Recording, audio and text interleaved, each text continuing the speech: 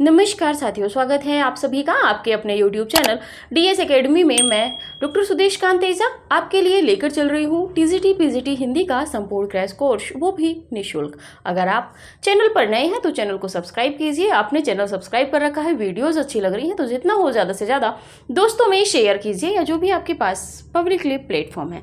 जो कैंडिडेट हमसे नए जुड़ रहे हैं थोड़ा सा प्रयास कीजिएगा। अगर तैयारी को बहुत बेहतर करना चाहते हैं तो आप प्लेलिस्ट में जाके क्लास संख्या 1 से देखिएगा, ताकि आपके पास तथ्यों का अच्छा संकलन एकत्रित हो जाए, ताकि आगामी आने वाली परीक्षाओं में आप अच्छे से रिवीजन कर सकें। साथ में जो हमारे व्हाट्सएप ग्रुप से ज्वाइन होना चाहते हैं वो व्हाट्सएप ग्रुप से भी ज्वाइन हो सकते हैं, लिंक डिस्क्रिप्शन में दे रखा है। अगर आपको हिंदी विषय से के संबंध में किसी भी प्रकार की जानकारी लेनी है, चाहे वो शोध से या अन्य किसी विभाग के रूप में, तो आप या किसी योग्यता या किसी फॉर्म के विषय में, तो आप हमें कॉल कर सकते हैं। कॉल करने का भी नंबर डिस्क्रिप्शन में दे रखा है। चलिए आज बता दें कि हिंदी साहित्य का इतिहास जो हमारा चल रहा था, इसमें आज हम एक शतक पूरा करने जा रहे हैं। यानी कि ये जो हमारी क्लास है आज की, हरिदासी संप्रदाय या सखी संप्रदाय, ये आपकी 100वीं क्लास है, ठीक है। और इस 100वीं क्लास को हम जो लेके आए हैं, कहीं ना कहीं आप लोगों का हमें सहयोग रहा है। बस कभी कभी जब फीडबैक नहीं मिल पाता है या आपकी प्रतिक्रियाएं बहुत कम हमें मिलती हैं, तो हमें लगता है कि या तो आप क्लास को शेयर नहीं कर रहे हैं। तो देखिए, आज जो भी कैंडिडेट हमारी ये 100वीं क्लास देख रहे हैं, प्रयास कीजिएगा कि आप सभी लोग, ये जितना हो, जिस भी तरह से आप इसको शेयर कर सकते हैं, आप अपने दोस्तों में शेयर कीजिएगा, क्योंकि एक शतक हम पूरा कर रहे हैं इस क्लास में। और देखिए, 100 क्लासों में हमने सिर्फ कितना देखा है, आप जान सकते हैं कि हमने कितना विस्तृत आपको मैटर दिया है। हिंदी साहित्य का इतिहास, आदिकाल और भक्ति काल में अभी हम चल रहे हैं। ये चौथा चरण हमारा चल रहा है, हालांकि अंतिम दौर में है। इसके बाद एक संप्रदाय और देखेंगे एक क्लास में, और उसके बाद में जो संप्रदाय निरपेक्ष कवि थे और भक्ति काल में जो अन्य विधाओं, अन्य प्रवृत्तियों में जो रचनाएं लिखी गई थी, हम उनको भी देखेंगे। हम सबसे नवीन कलेक्शन आपके लिए लेकर चल रहे हैं, जो यूट्यूब के इतिहास में ही नहीं, अभी तक के कोचिंग संस्थानों में भी सबसे अलग आपको दिया जा रहा है। तो देखिए, जो भी इन क्लासों को देख रहे हैं, जितने भी कैंडिडेट आज इस 100वीं क्लास को देखेंगे, वो थोड़ा सा प्रयास कीजिएगा।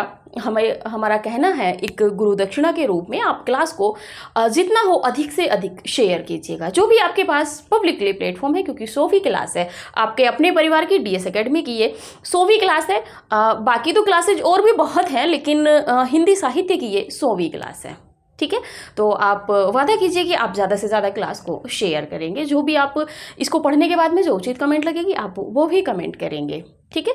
और इस सब का मैं खुद अकेली बधाई की पात्र नहीं हूँ, आप खुद भी इसकी बधाई के पात्र हैं कि आपका सहयोग मुझे मिला तो मैं 100वीं क्लास तक पहुँची, और आगे भी क्लासों की संख्या बढ़ेगी, ठीक है। तो चलिए, आप सभी का धन्यवाद है कि आपने सपोर्ट दिया, और आप यही सहयोग और स्नेह हमें आगे भी देते रहिएगा। बस प्रयास यही है कि आज की क्लास को जितना हो ज़्यादा से ज़्यादा शेयर कीजिएगा, ठीक है। चलिए बात करते हैं आज के अपने टॉपिक पे। आज का हमारा टॉपिक है हरि संप्रदाय या सखी संप्रदाय, हरिदासी संप्रदाय या सखी संप्रदाय। चलिए बात करते हैं इसके विषय में, हरिदासी या सखी संप्रदाय। आगे बात कर लेते हैं। इस संप्रदाय के प्रवर्तक स्वामी हरिदास जी थे। कौन थे? तो स्वामी हरिदास जी इस संप्रदाय के प्रवर्तक माने गए हैं। इस संप्रदाय को निम्बार्क संप्रदाय की एक शाखा के रूप में स्वीकार किया जाता है। किसकी शाखा के रूप में? निम्बार्क संप्रदाय की शाखा के रूप में किस संप्रदाय को जाना जाता है? तो आपका हरिदासी संप्रदाय या सखी संप्रदाय है। स्वामी हरिदास ने नित्य बिहारी कृष्ण की निकुंज लीलाओं का गान किया है। किस में किया है? इसमें हरिदासी संप्रदाय में। देखिए, ये जो सब संप्रदाय हैं, संप्रदाय का मतलब होता है कि एक संगठन बनाना, और उस संगठन में एक नियम बनाने, और उस नियम के अनुसार जो अनुयायी होते हैं वो चलते हैं। जैसे कि मानिए कि आपका डीएस एकेडमी आपका एक संगठन है, एक संप्रदाय है। हमने इसमें नियम बना रखे हैं कि आपको 3 क्लासें प्रतिदिन दी जाएंगी, इस समय दी जाएंगे, और हम आपको ऐसे ऐसे पढ़ाएंगे, ठीक है। तो और आप कौन है? इस संप्रदाय के आप अनुयायी हैं। डीएस एकेडमी में जैसे जैसे आप जुड़ते चले जा रहे हैं, जितने भी सदस्य आ रहे हैं, हालांकि सदस्य भी आप काफ़ी संख्या बढ़ गई है, तो जैसे जैसे सदस्य बढ़ते चले जा रहे हैं वैसे वैसे ये संप्रदाय भी बढ़ता चला जा रहा है। तो आप इस तरीके से लेके चलिएगा तो ये संप्रदाय का है। तो इसमें नित्य बिहारी कृष्ण की निकुंज लीलाओं का गान किसने किया है? हरिदासी स्वामी हरिदास ने। ठीक है, जैसे कि हम आपके सामने पूरा हिंदी साहित्य का पोस्टमार्टम करते हैं। चलिए आगे बात कर लेते हैं। इस संप्रदाय में निकुंज बिहारी कृष्ण सर्वोपरि हैं। कौन सर्वोपरि है? कहीं पे हमने देखा है राधा कृष्ण दोनों हैं, कहीं पे राधा हैं, ठीक है, कहीं पे उनकी मूर्ति नहीं है, ये सब हम देखते हुए आ रहे हैं। लेकिन इस संप्रदाय में, हरिदासी संप्रदाय में या सखी संप्रदाय की बात करें तो इसमें निकुंज बिहारी जो कृष्ण हैं उन्हीं का स्थान यहाँ पे सर्वोपरि है। इस संप्रदाय के कृष्ण ना सृष्टि की रचना करते हैं। देखिए, इस संप्रदाय में जो कृष्ण है वो ना तो सृष्टि की रचना करते हैं ना प्रभुता धारण करते हैं। वो ये नहीं कहते हैं कि मुझे तुम प्रभु कहो, ठीक है। वे अन्य अवतारों की भांति, जैसे कि अन्य जो अवतार हुए हैं, जैसे कि राम हैं, ठीक है, और भी कई अवतार हैं, कृष्ण का भी अवतार है, जैसे विष्णु हैं, कल की अवतार जो अब लिया जाएगा, ठीक है। तो अन्य अवतारों की भांति दुष्ट दलन, यानी कि जो दुष्ट होते हैं, राक्षस होते हैं, उनका दलन करना, उनको मतलब एक तरीके से जैसे कि राम का देखा होगा तो रावण का वध उन्होंने, तो दुष्ट दलन, राक्षस विध्वंस आदि कार्य भी नहीं करते हैं। देखिए यहाँ से प्रश्न कैसे बनेगा कि किस संप्रदाय में कृष्ण ना तो सृष्टि की रचना करते हैं और ना स्वयं में प्रभुता धारण करते हैं और ना ही समाज में जो हो रही बुराइयां, यहाँ पे इन तथ्यों को हटा देगा, यहाँ पे थोड़ा सा चेंज कर देगा कि समाज में हो रही बुराइयों को मिटाने के लिए ना ही अवतार लेते हैं। ऐसा किस संप्रदाय में माना जाता है? तो ये है आपका हरिदासी या सखी संप्रदाय। चलिए आगे बात कर लेते हैं। मिश्र बंधुओं ने इस संप्रदाय को टटटी संप्रदाय कहा है।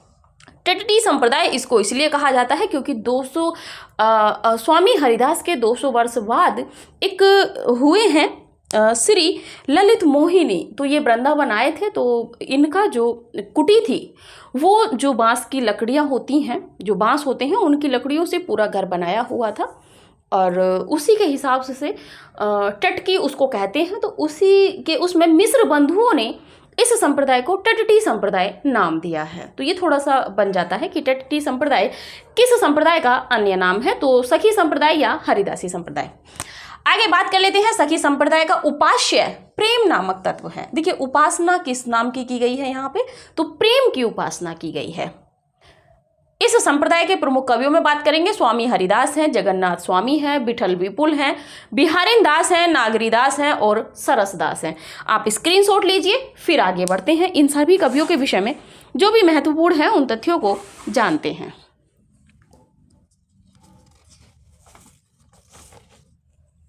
चलिए, तो देखिए आज हमने 100वीं क्लास देखी है और आप थोड़ा सा सहयोग कीजिए। आज क्लास को जितने भी लोग हैं, कम से कम हमसे 1500 प्लस लोग जुड़े हुए हैं, आप सभी क्लास देखिए, लाइक कीजिए और साथ में जितना हो दोस्तों में शेयर कीजिए क्योंकि 100वीं क्लास है, ठीक है। चलिए आगे बात कर लेते हैं स्वामी हरिदास जी की। पहले जो कवि थे हमारे वो हैं स्वामी हरिदास, जिनके नाम पर हरिदासी संप्रदाय है। समय की बात कर लें इनका, तो समय जो ठहरता है वो ठहरता है 1478 से 1573 ईस्वी। जन्म स्थान की यदि बात कर लें तो जन्म स्थान है इनका कहाँ पे? वृंदावन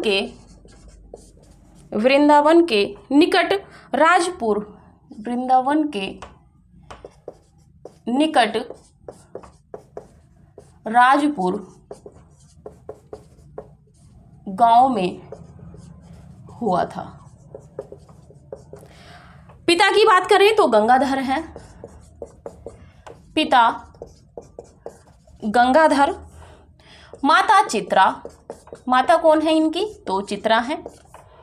जाति की बात करें तो जाति से ये सनाढ़ ब्राह्मण हैं, सनाढ़ ब्राह्मण। और गुरु की बात करें तो इनके गुरु आसुधीर माने जाते हैं। कौन माने जाते हैं? तो आसुधीर, ठीक है। इसी के बाद में ये अपने समय के महान संगीतज्ञ थे। ये अपने समय के महान संगीतज्ञ थे। देखिए बहुत बच्चों की कमेंट आ रही थी कि मैम छोटा है और धुंधला दिखता है, तो आप वॉइस पे ध्यान दिया कीजिए, हम शुरू से ही बोलते हैं। ठीक है, आगे बात कर लेते हैं। इनकी रचनाएं या ग्रंथ के विषय में बात करें तो पहले नंबर पे है सिद्धांत के पद। सिद्धांत के पद इसमें देख लेते हैं। भक्ति के, इसकी विशेषता है कि भक्ति के साधारण व हरिदासी संप्रदाय के सिद्धांत मिलते हैं। किस में मिलते हैं? तो आपके सिद्धांत के पद में।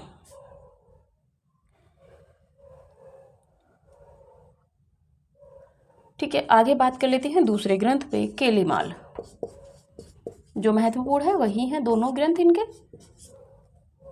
केलीमाल यह रसमयी रचना है। यह रसमयी रचना है। इसमें 110 पदों में 110 पदों में श्री श्यामा बिहारी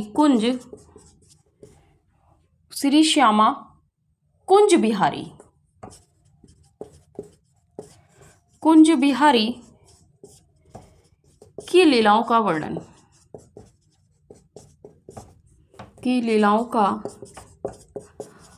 वर्णन मिलता है। ठीक है, चलिए बात कर लेते हैं तथ्यों पे। स्वामी हरिदास, इनका जो समय है 1478 से 1573 ईस्वी माना जाता है। 1478 से 1573। ठीक है, जन्म स्थान की बात करें तो वृंदावन के निकट कहाँ पे? राजपुर गांव में हुआ था। पिता गंगाधर थे, माता चित्रा थी, जाति सनाढ्य थी और गुरु आशुधीर थे। ठीक है, ये अपने समय के महान संगीतज्ञ थे और माना जाता है कि जो अकबर के दरबार में जो तानसेन रहते थे वो इनके शिष्य थे। ठीक है, महत्वपूर्ण नहीं था इसीलिए नहीं लिखवाया है। रचनाओं में बात कर लेते हैं। सिद्धांत के पद महत्वपूर्ण है इनकी दोनों रचनाएं। ठीक है, सिद्धांत के पद इसमें भक्ति के साधारण व हरिदासी जो संप्रदाय है उसके जो सिद्धांत हैं वो किसमें मिलते हैं? सिद्धांत के पद में। इसी के साथ में दूसरी रचना है केलीमाल। यह रसमयी रचना है और इसके 110 पदों में जो आपके श्री श्यामा कुंज बिहारी हैं उनकी लीलाओं का वर्णन मिलता है। आप स्क्रीनशॉट लीजिए, फिर आगे जो शेष कवि हैं उनको देख लेते हैं।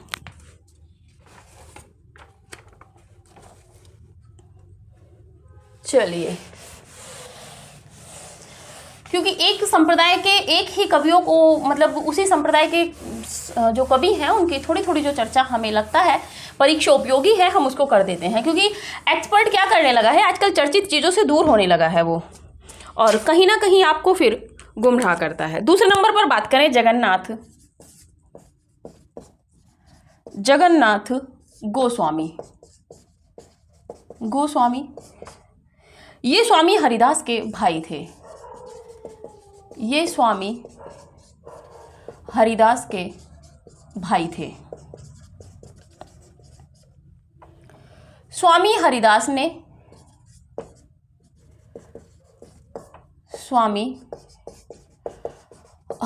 ने श्री बांके बिहारी जी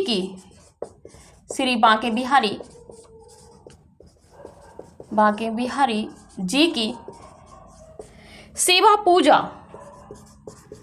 सेवा पूजा इन्हीं को सौंपी थी। यानी कि एक तरीके से उत्तराधिकारी बनाया था, इन्हीं को सौंपी थी।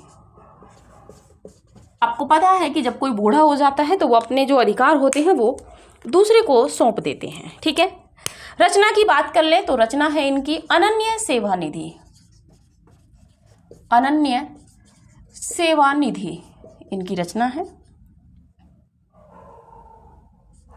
और तीसरे नंबर पे बात कर लेते हैं। वैसे महात्मा संतदास हैं, उन्होंने बिहार रसामृत में बिहार रसामृत का एक मंगलाचरण है, उसमें इन्होंने पहले श्री बांके बिहारी जी का, फिर स्वामी हरिदास का और तीसरे नंबर पर जगन्नाथ स्वामी का नाम लिया है, महत्वपूर्ण नहीं है। बात कर लेते हैं विठुल विपुल। ये स्वामी हरिदास के ममेरे भाई माने जाते हैं। ये स्वामी हरिदास के ममेरे भाई माने जाते हैं और माना जाता है कि ये हरिदास से आयु में 5 वर्ष बड़े थे। थोड़ा सा और है, नाभादास ने इन्हें रस सागर की उपाधि दी थी।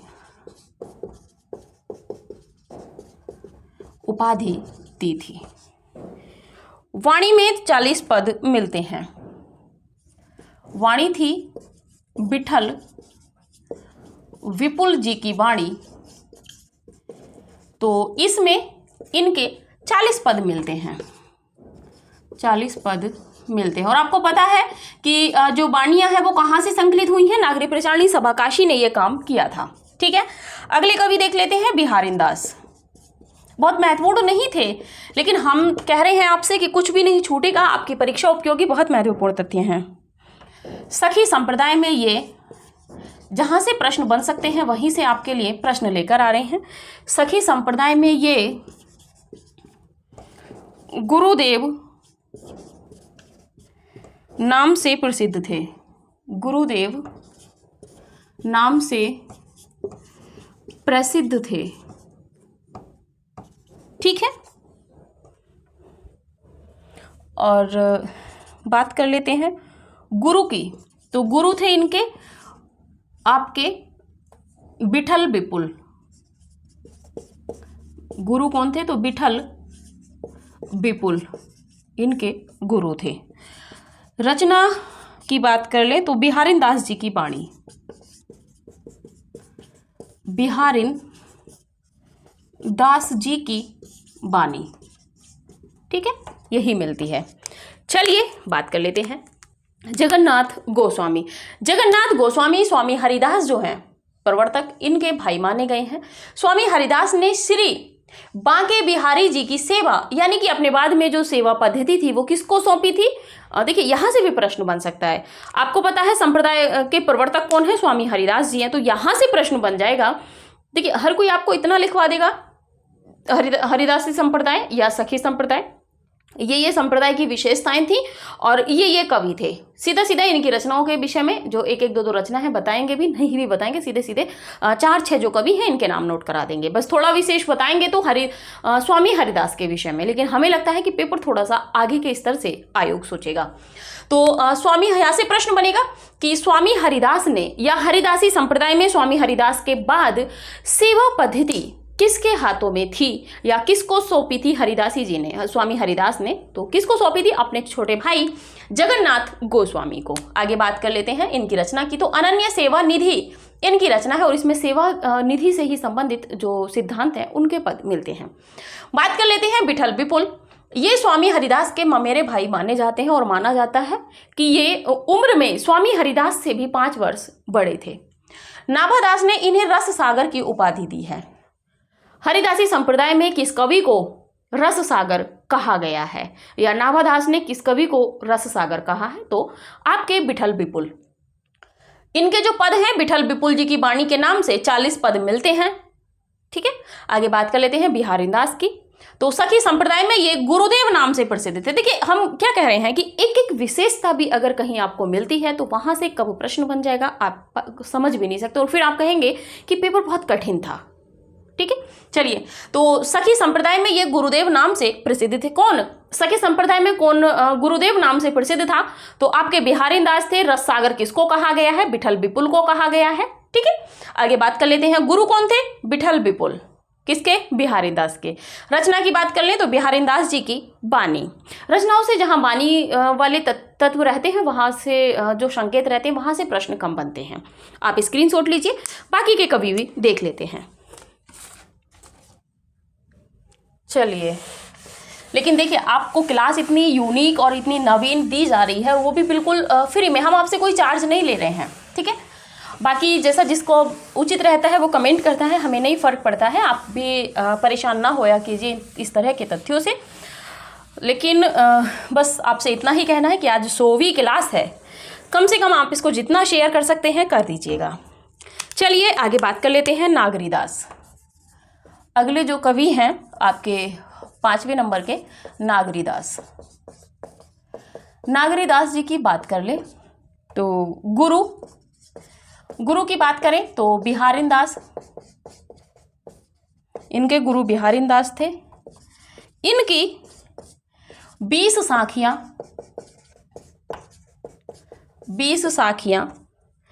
40 चौबोले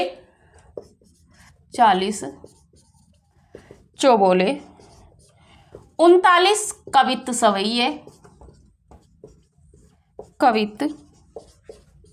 सवैये व 70 पद प्राप्त होते हैं। चलिए आगे बात कर लेते हैं सरसदास की। 6 नंबर पे बात कर लेते हैं सरसदास ये नागरीदास के छोटे भाई थे। ये नागरीदास के छोटे भाई थे।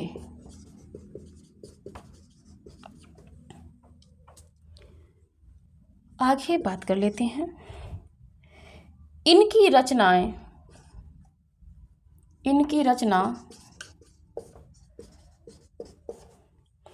कुल 66 छंदों की है और कहाँ पे है तो 8 आचार्यों की वाणी होगी। 8 आचार्यों की वाणी में सम्मिलित है, संकलित है।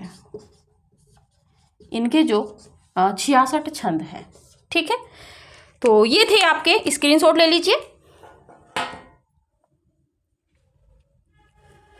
ये थे आपके हरिदासी या सखी संप्रदाय के जो कवि थे। चलिए चर्चा कर लेते हैं थोड़ी सी।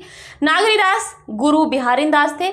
इनकी 20 साखियां 40 चौबोले 39 कवित्त सवैया और 70 पद प्राप्त होते हैं। यहाँ से प्रश्न नहीं बनेगा तो बस इतना ही कि इनके गुरु कौन थे।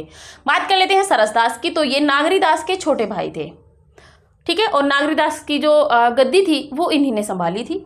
इनकी रचना के कुल 66 जो छंद हैं वो अष्टाचार्यों की वाणी में संकलित है। यहाँ से बस इतना ही प्रश्न बन सकता है, अगर कठिन पेपर सेट होगा तब बन सकता है कि अष्टाचार्यों की वाणी में किस हरिदासी संप्रदाय के किस कवि के पद संकलित हैं, तो किसके हैं? सरसदास के। बस इससे ज़्यादा यहाँ से प्रश्न नहीं बनेगा। तो देखिए ये था आपका हरिदासी या सखी संप्रदाय, ये आपका यहाँ पे कंप्लीट हुआ। इसके बाद में कई कमेंट हमें आ रही थी, थोड़ा सा हम आपको बता दें। पहली कमेंट तो ये ही थी कि किताबें, तो देखिए आप समय है थोड़ा सा बता देते हैं। किताबों के विषय में आप प्लेलिस्ट में जाइएगा, उसी में एक वीडियो डली हुई है। मूल किताबें कौन सी हैं, सहायक किताबें कौन सी हैं, अभी आपके पास समय है, अगर आप खरीद सकते हैं तो आप खरीद के मूल किताबें पढ़ लीजिए। वैसे तो हम आपके लिए निचोड़ लेकर आ रहे हैं। दूसरी बात ये, कुछ फ़ोन आए थे कि हम DSSB की तैयारी कर रहे हैं, क्या आपकी क्लासेस सफिशेंट है? देखिएगा आप किसी की भी क्लास ले लीजिए, यूट्यूब पे हज़ारों की तादाद में आपको चैनल मिलेंगे, लेकिन ये पहला चैनल है जो आपको एक क्रमबद्ध रूप से कुछ भी नहीं छोड़ा जा रहा है आपके लिए। अगर हम देख रहे हैं कि संत काव्य में जो काव्य लिखा गया है इससे भी अलग लिखा गया है, आदिकाल को आप पढ़ के सेटिस्फाई हो सकते हैं कि क्या क्लासें आपके लिए सफिशेंट हैं कि नहीं। हम जोर ज़बरदस्ती किसी से भी नहीं कर रहे हैं। अगर आपको लगता है कि क्लासें परीक्षा उपयोगी है तो आप जुड़े रहिए। उसी के साथ में किताबों की बात हो गई और ये क्लासों की बात हो गई। देखिए आप किसी भी राज्य के हैं, अगर आप हिंदी शिक्षक भर्ती से संबंधित हिंदी शिक्षक बनने की प्रक्रिया में अगर कोई भी परीक्षा देते हैं तो ये क्लासेज आपके लिए बहुत महत्वपूर्ण हैं। उनको छोड़कर जहाँ पे कुछ रचनाएं विशेष लग जाती हैं, ठीक है। और अभी हम रचनाओं के विषय में या अन्यत्र के विषय में अभी कोई चर्चा नहीं करेंगे, क्योंकि पहले हमें हिंदी साहित्य का इतिहास कवर करना है। उसके बाद में जैसा हमने पहली क्लास में आपको सिलेबस डिवाइड किया था उसी के अनुसार हम आपको लेके चल रहे हैं। तीसरी बात ये आती है कि कुछ कैंडिडेट जब व्हाट्सएप की चैट ओपन की जाती है तो उसमें कुछ की कमेंट्स थी कि मैम काव्य शास्त्र और व्याकरण की क्लास भी लेके चलिए। तो देखिए, आप परेशान ना होइए, आपसे ज़्यादा जिम्मेदारी हम अपनी लेके चल रहे हैं। आपको इतना लग रहा होगा कि बिल्कुल निःशुल्क होते हुए भी हम आपके तथ्यों में कहीं कटौती नहीं कर रहे हैं। और दूसरी बात ये कि आपकी सुविधा के अनुसार हमने आपकी 3 क्लासेस शुरू कर दी हैं, लेकिन हमें फीडबैक कम मिल पाता है। आपकी प्रतिक्रिया जितनी ज़्यादा रहेगी, हो सकता है हम क्लासों की संख्या और भी बढ़ा दें। आप पहले लिटरेचर कंप्लीट कीजिए, एक क्रम में चलिए, नहीं तो पता चलेगा कि आप एक क्लास काव्य शास्त्र की ले रहे हैं, एक व्याकरण की ले रहे हैं और फिर एक लिटरेचर की ले रहे हैं, तो आप किसी भी पोर्शन को कंप्लीट नहीं कर पाएंगे। और अधगर गगरी छलकत जाए, ये वाली आपके साथ विशेष मतलब ये वाला जो उक्ति रहती है, ये आपके पास चरितार्थ तो होगी। इसीलिए जब भी देखिए किसी एक टॉपिक को पढ़ते हैं तो उसमें जब क्रमबद्धता है, आप पहले हिंदी साहित्य का इतिहास कंप्लीट कीजिए, उसके बाद में जैसे जैसे हमने सिलेबस डिवाइड किया था, हम ये नहीं कह रहे कि हम आपका सिलेबस बीच में छोड़ देंगे। अगर होता तो हम आदिकाल ही कंप्लीट करा के हो सकता था हम पेड कर देते, लेकिन हमने ऐसा कुछ भी नहीं किया है। हमने जब आपसे वादा किया है कि हम आपको पूरा कोर्स फ्री कराएंगे टीजीटी पीजीटी का, तो वही उसी वचन पे, उसी वादे पे हम एक तरीके से कर्मण्य हैं, हम लगे हुए हैं। आप क्लासों की, हो सकता है कि आप डिजिटल नहीं देख रहे हैं मेरे पास, लेकिन तथ्यों की प्रामाणिकता ये सब आपको मिल रही है। यहाँ से जो पंक्तियाँ और जो कथन आलोचकों के विषय के छूट जाते हैं वो हम आपको व्हाट्सएप ग्रुप में देते हैं। बस इतना उद्देश्य हमारे व्हाट्सएप ग्रुप का है, ठीक है। और जो एक बार व्हाट्सएप ग्रुप से लेफ्ट हो जाता है वो दोबारा व्हाट्सएप ग्रुप में नहीं जुड़ पाएगा, ये भी ध्यान रखें, ठीक है। और इसी के साथ में आप देखते चलिए, आपसे ज़्यादा हमें चिंता है आपके पाठ्यक्रम की। परीक्षाओं से पहले हम आपसे बार बार खुद यही कहते हैं कि हम चाहते हैं कि परीक्षा से 1 या 2 महीने पहले हम आपका संपूर्ण पाठ्यक्रम कंप्लीट करा दें, ताकि आप रिवीजन अच्छे से कर सकें। लेकिन हम जितना कर रहे हैं उसके हिसाब से हमें प्रतिक्रिया बहुत कम मिल रही है।